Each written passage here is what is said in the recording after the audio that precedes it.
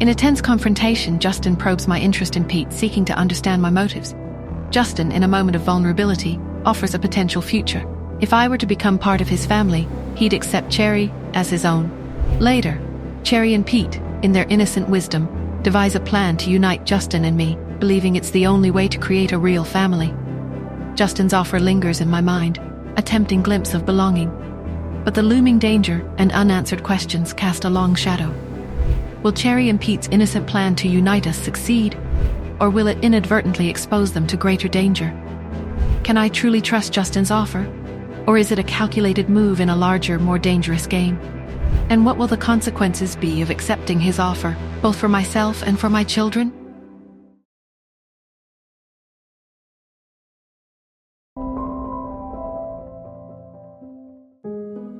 My phone shattered the silence of the night, the shrill ring cutting through my sleep.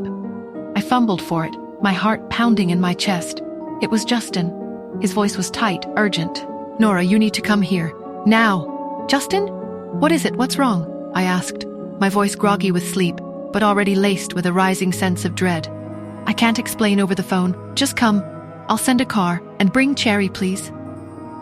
The line went dead, leaving me with a knot of fear in my stomach.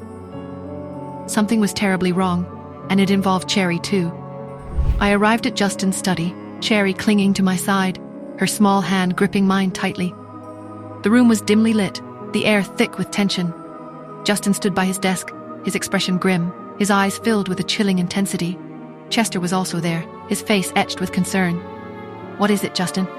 What happened?" I asked, my voice trembling, Cherry's eyes wide with fear. He turned, his gaze locking with mine, then softening slightly as he looked at Cherry. "Cherry, why don't you go play with Pete in his room for a while? We need to talk."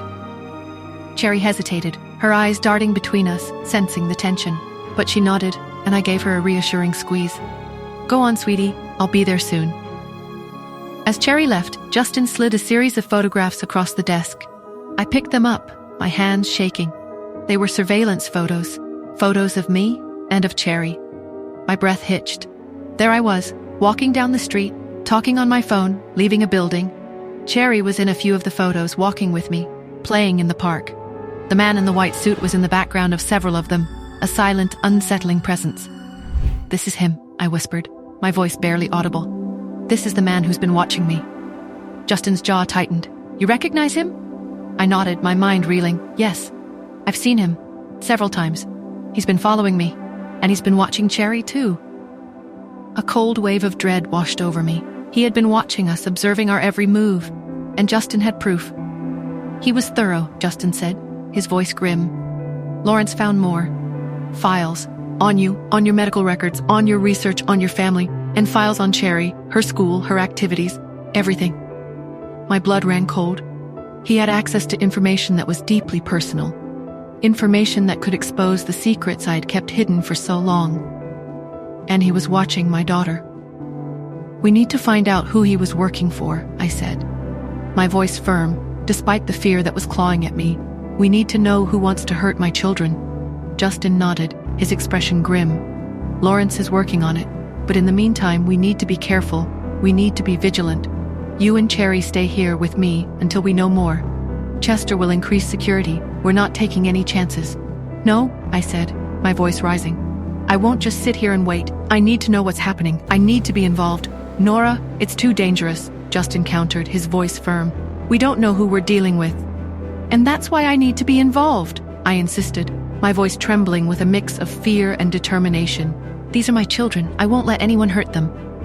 Chester, who had been silently observing, spoke up. "There's one contact that's common between you and this man, Nora." My heart pounded. "Who?" "Tanya," Chester said, his voice low and serious. I felt a jolt of disbelief. "Tanya? That's impossible. We're friends."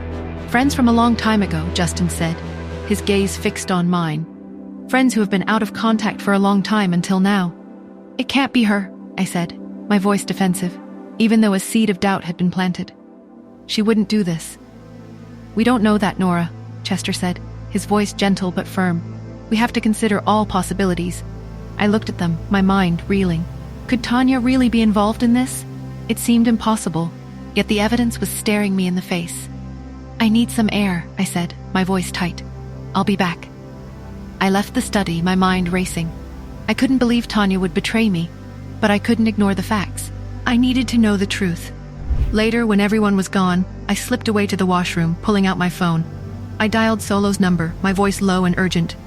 Solo, I whispered, I need you to do your own investigation.